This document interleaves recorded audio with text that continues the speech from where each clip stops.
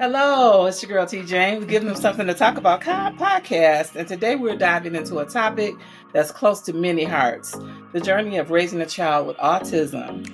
Our guest is an incredible single mother who's here to share her experiences, challenge, and triumphs. The conversation isn't just about parenting, it's about love, resilience, and the power of community.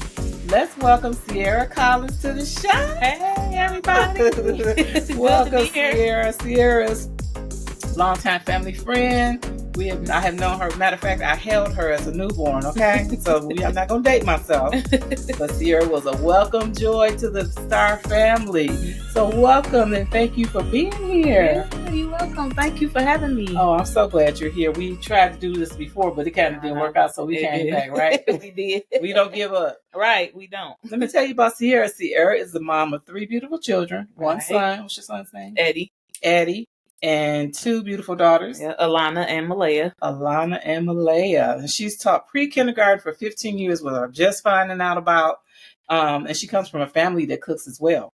Her mom was a caterer, and Valda, if some of us know Val. Mm-hmm. Sierra is the owner of CC Sweet Treats in Detroit. Right. Thank you again for being here. You're welcome. And thank you for coming to my studio. Yeah. Now to start, I want you to share a little bit about your journey. What was it like when you first learned about your child's diagnosis? Which child is it for you? Malaya. Malaya is my youngest child. When she was a baby, I noticed her development was slow, and I was very concerned about that. I did have concerns about that. I won't say stressed about it, but I noticed it, and I mentioned it to her pediatrician, Mm-hmm. and I asked him, where do we go from here? And so he said, well, when we have our next checkup, I'll check and, look for the things that you're bringing to my attention. What did you kind of notice about her development? Just like holding her head all the way up. Like I just felt like I guess comparing from the other two. Mm-hmm. She wasn't doing the things that they were doing. And then I also kept in mind too, like maybe it was just, she was different. Like she was the baby and, right. And it had been a while with the other two as well. So I did give it a little time. I wasn't in a rush to jump on it, but I did notice it. And then it was like I had to assist her more. Mm-hmm. Yeah. With sitting up comfortably or, and that's what made me, reach out to her doctor. After a while, like maybe 3 months, I said, yeah, she should be doing a little more, but when they're newborn, they usually still have their neck dropping, right, and can't control it. Mm-hmm. But yeah. So how did you process those emotions when you found out the diagnosis? I feel like it was okay because I already sensed it.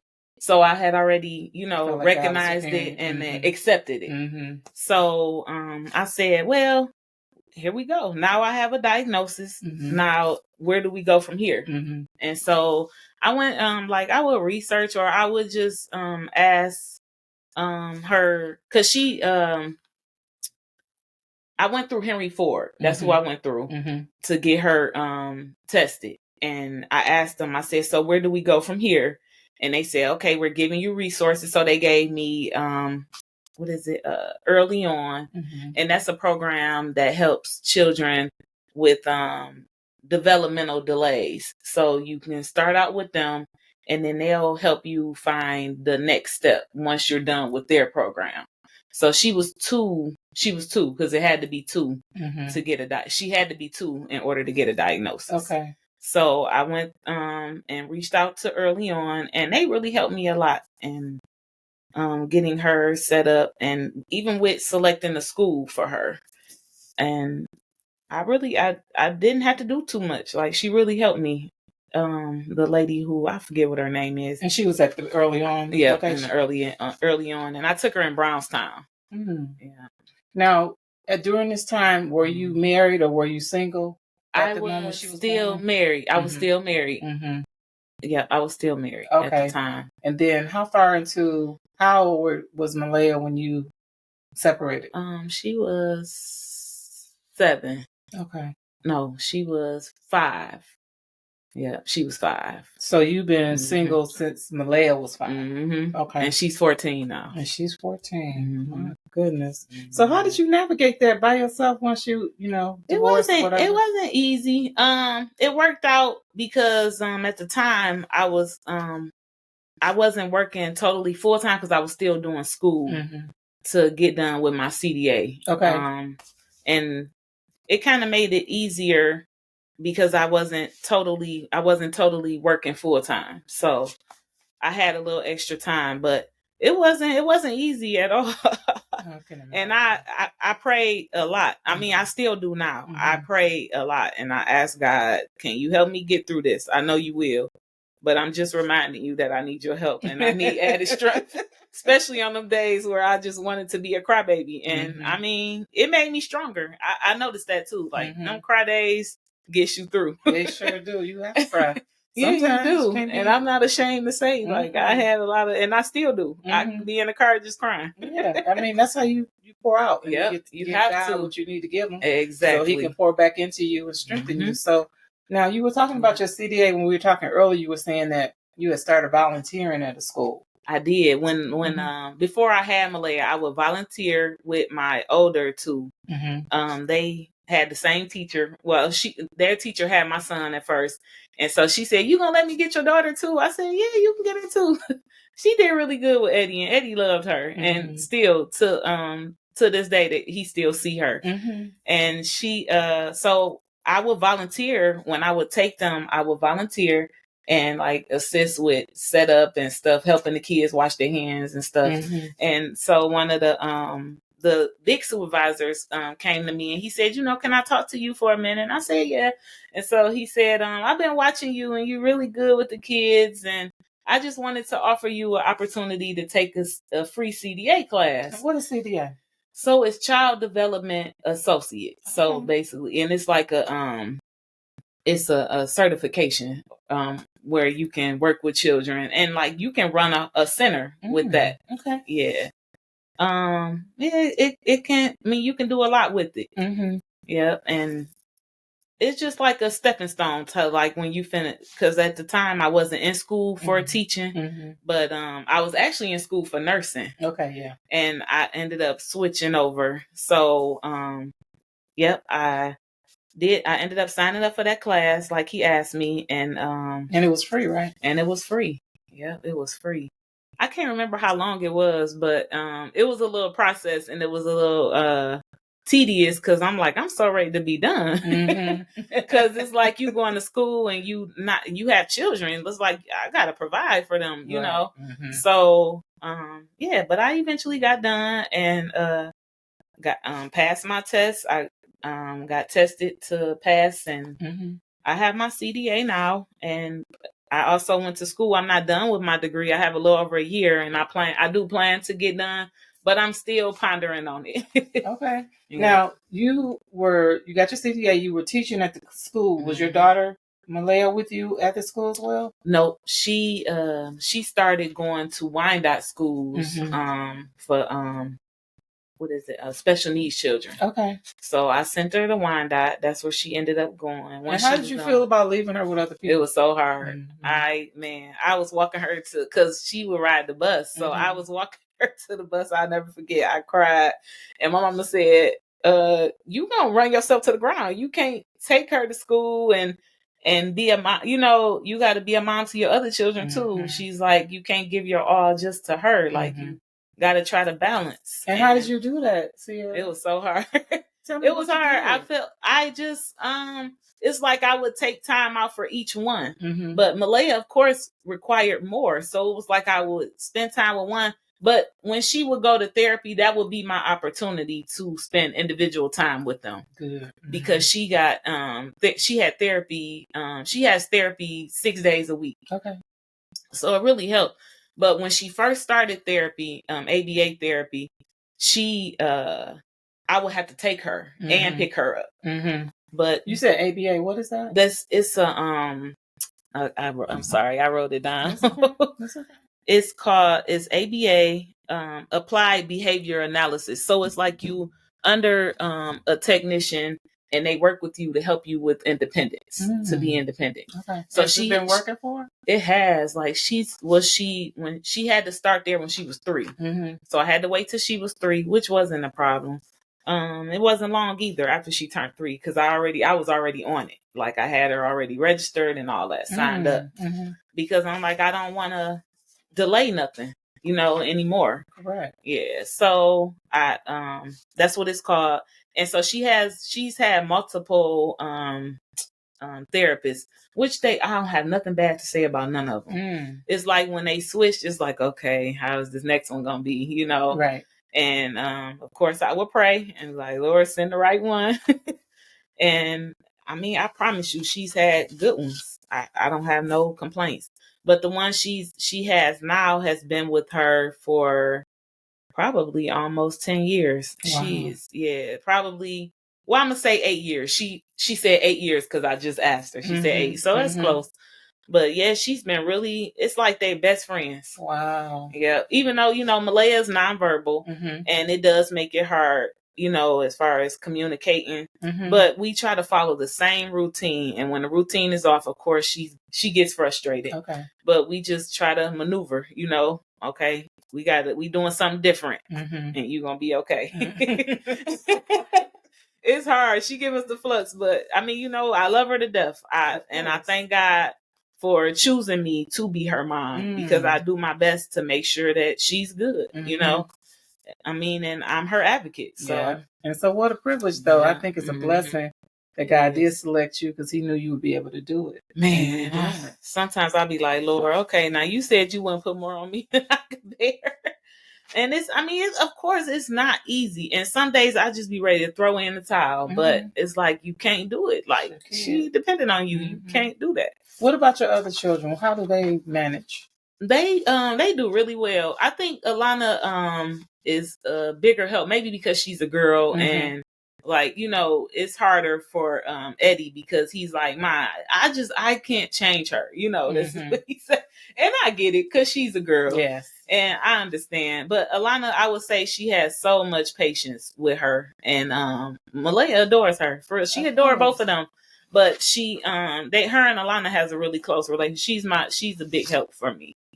And I pray for her all the time, because I know it's not easy, because I know she probably need time with me sometimes, and you know what I'm saying? Yes. I feel bad, but I just be like, Lord, you know. That's all I can say, because it's like you keep saying that, and it's like, okay, he heard you, but I just say it. You don't get tired of hearing it. But what about, how old is Alana? Alana's 17 now. 17. Yeah. She's getting ready to graduate. Yep. My goodness. Yeah. Oh gosh. So what about, on the hard days, what motivates you to keep from being overwhelmed? Sometimes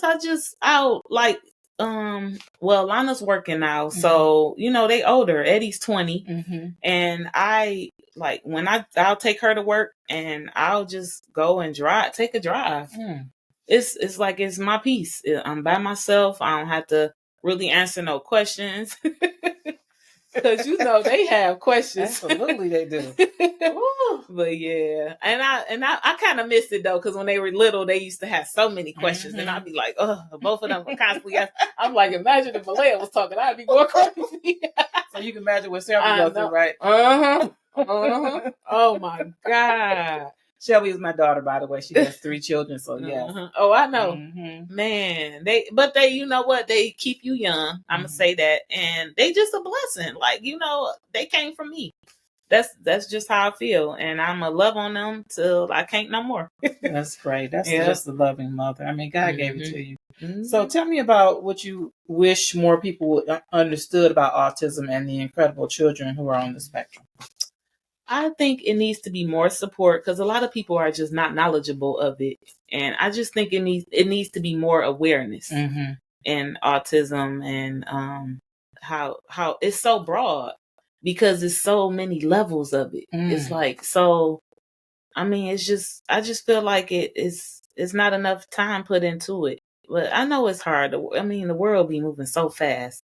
And it's like, but it's like, I will have to say Autism Alliance. I did one of my cousins, she always reach out to me with information, and she said, check with them. I talked to a lady and she gave me her information. So I called her, and she was so helpful with like little questions I had, like support groups.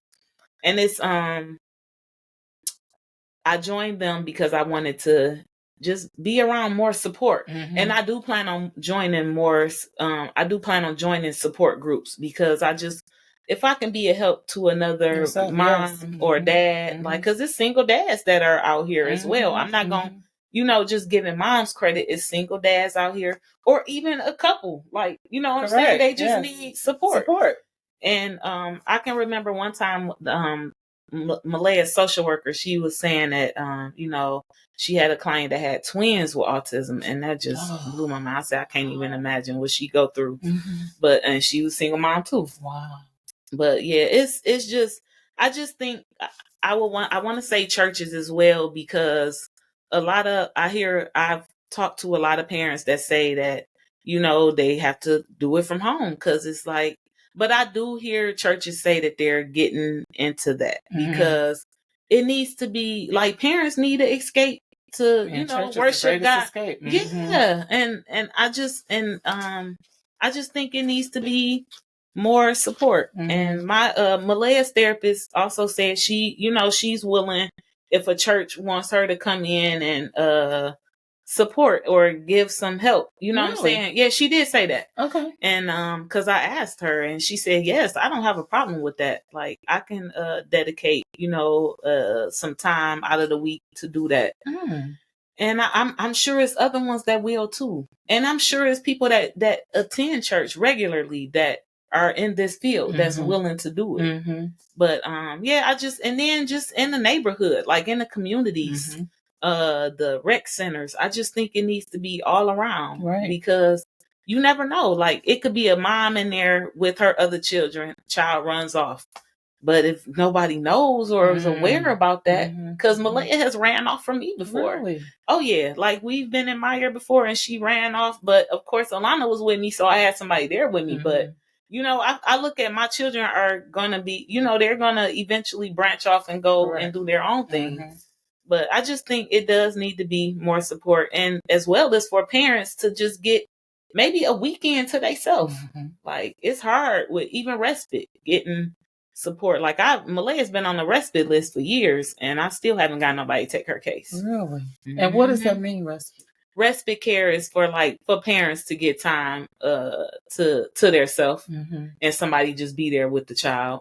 And this is like, could be for a full weekend? Or? It could be for a weekend, or it could be for, even if it's just a whole day and overnight. You know what I'm saying? Because a lot of times it's not a lot of hours to where you can do that. So and then family support is also very good. Yeah. And just making sure they're knowledgeable of what's going on. Yeah. Let me ask you about, it's a lot of conspiracy theories out there, and it may not be, I don't know, about vaccinations related to autism. Who do you think about that? I do remember Malaya getting 5 shots at one time when she was a baby, and I think about that often. And I don't blame myself, but I learned a lot of stuff after that. So it's like, dang, she could have been a guinea pig. You never know. But I just feel like 5 shots at one time is too much. I just don't think that many shots should be given. That's too much on the baby. I know my daughter with the may have been all 3, because I guess it really started happening, autism cases. And so she asked her doctor, could he split them up? And he did. And she's done that with each of her children. Yeah. Just like you said, you just don't know. I wish I would have. But you didn't know. I didn't know. And there's nothing we don't even know. Yeah. But yeah, I'm just wondering how you. We don't. But it seems like doctors don't like to talk about that though, because I've mentioned it. Yes, really? I have. And they're saying, no, I don't think it's affiliated with that. And they try to change the subject. So I don't know. I feel like it's something with it. Yeah, something with it. I do feel that. And I mean, hey, they can be mad. That's just my personal feelings. And you have a right to your personal feelings. I do. So I do feel like it is. I wouldn't do all 5 at once. I just wouldn't. Just split it up. If we got to do 2 visits, let's do that. Yeah, I mean, because it's too much for their body to process all that stuff medicine. Getting in there. Yeah, I just felt like that was a good thing. So you were talking about advocacy. Let me ask you this question, because I don't think I asked it. God forbid something's to happen to you. Do you have anything in place for Malaya? Or what are your thoughts on doing something like that? I actually have been thinking about that lately. I don't have anything in place right now. I do plan on getting with somebody about that because I think it's very important. I think about it and it's very touchy because I'm like, I really hope that never happens. And I feel everybody do, Absolutely. But you don't know. But tomorrow's not promised to none of us. So I do think about that, and it's very touchy. I get emotional too sometimes talking about it because I'm like, I just want her to be in good hands. And I don't want to say a fear, but I do think about that often. It's just something that's important to you. I mean, it's something you definitely have to think about. So what's next for you? I know we were talking about you thinking about school, but you had your student loans forgiven. I did. And so you I did too, but I'm not going back to school. I'm done. But that's how I'm feeling because I'm like, okay, you going to get back in debt or no? You know what's so crazy? My daddy paid for me to go to school when I got my bachelor's. He paid full cash. I didn't have no debt when I graduated. Oh, good. Then I waited till I was 50-something to go get my master's, and then got in all this debt. Okay. But thankfully, the Lord had it. I went to the University of Phoenix, and they was doing something shady. So then they that's gave the same all my thing debt. Happened to me. I went to Ashford online, and they were doing shady stuff as well. And I called to find out because I got a letter, and I'm like, thank you, Lord. I'm like, but let me call first and make sure before I get excited. And so I did. I called, and that's what they said. They said they were doing fraudulent stuff to gain, and they had to forgive all my loans. How much was your loans? It was like it was over 13,000. Oh yeah, mine was 55. Yeah, but I'm working on the rest of them now though, because they said when you work as a teacher, they yeah. So I'm working on that next. Good. But if you did go back to school, what would you going? I think I would finish my degree because I was going to school for 3 different things. It's crazy.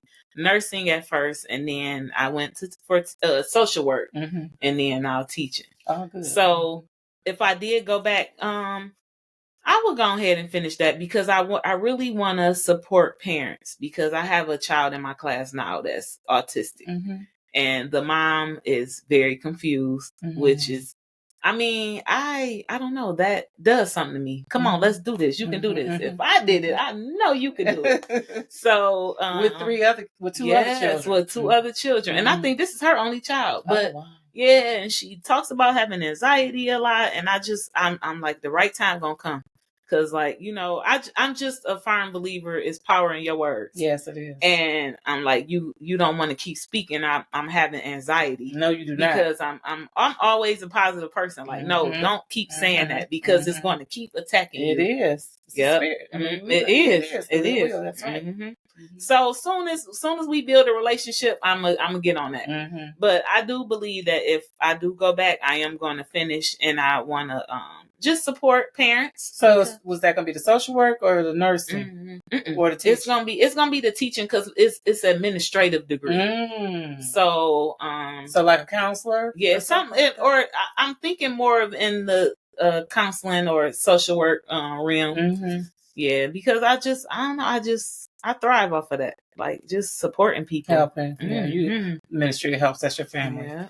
Now your son was brilliant, is brilliant. Your daughter as well. What are their plans as far as their futures? Alana's been talking about nursing, which I'm excited because I'm like, come on, I'm gonna support you because that's I love nursing. I love the health field. Yes. I love it. It's just But I'm like, yep, I'm ready. Come on, let's do this. I'm gonna help you because that was my dream. And I'm not giving up on that either because if you know what I'm saying, you never too old. I see them graduating at 80 and 90. Yeah. I'm like, what? Getting GED. Yes. It's never too late. It's not. I say that. Nope. And Eddie's in school at Eastern for business and marketing. Oh wow. So he's real excited. He's And he gets on me about my marketing. I'm like, you know what, Eddie, marketing ain't my thing. Look, I'm in the background working. I make my stuff. I take my picture. He's like, "Ma, you got to dig deeper." Man, when I tell you, children are a blessing because they will push you till they can't no more. And you know what I'm saying? saying? The truth, right? That's why I love it. Talk to me about your baking business. CC Sweet Treats. So, CC Sweet Treats. Okay, that's right. I still doing the baking as well as working and being a mom. Oh my God, they like, "Ma, you got a cake again? You got a cake again? You got another order? Who this for?" So yeah, I do. I still. It's growing a lot. A lot of my customers are through word of mouth, and then I have a Facebook page, CC Sweet Treats, and we can share it. We will. We'll share it. It's going to see it on the screen. Yep. So I have a Facebook page. I'm on Instagram, but I'm not on Instagram like that, which my kids keep saying, "Ma, you on Facebook. That's for the old," they say, "old heads." I said, "Oh my God." Well, I ain't an old head because I'm on Facebook and on Me too. TikTok. I need to be Instagram. I'm gonna get more on Instagram because I hear the audience is, it's a bigger audience as far as with especially with baking. Correct. And yeah, it has increased a lot. And that, I promise you. How do you find the time? It's hard. I know it's hard. I'm like, I don't really get a lot of me time because I'm balancing a business, my children, and working. It's a lot. But I managed to do it. I don't know. I thank God for giving me strength. I'm like, I know I'm getting older, but I'm like, Lord, just keep me young. Yes. Keep giving you that grace. But go get a spirit. That's Val. That's your mom. She was a go-getter. She was. And she prayed with me a lot of times before, she passed. And she said, "You're going to be okay." She was like, "You're going to be okay." And she would pray. Really, she did. And would cry and pray. We sitting there crying and praying together. That's how you pray. Yes, it is. Take that. I thank God for. I thank God for her because she really, she pushed me too. Because it was times where I was just like, I can't do this. She be like, "Oh, you ain't got no choice but to do it." But I'm so thankful for that time I had with her. Both of my parents, because my dad was the same way. Like, he was a go get him too. And I don't have no complaints. I thank God for my parents. Yeah, you have some good parents. I do, and they supported. Yep. And I actually started baking, doing 7-Up pound cakes for my dad at the post office because he ran the coffee room at the post office. So you would make them. I would make them, and he would bring them in. Yep. Now, what's he charging for the slices? And he paid me. He paid me for doing the cake. Yep. Wow. He did. He was like, "I know you can do this, girl. Come on in here." And so he was like, "Val, you go." Like, he gonna tell me, "Come on," like he finna show me. he ain't know. My mama. Bill know how to make a cake. That's so funny. He's like, "I know that girl can do it." But so your dad was good with landscape. Man.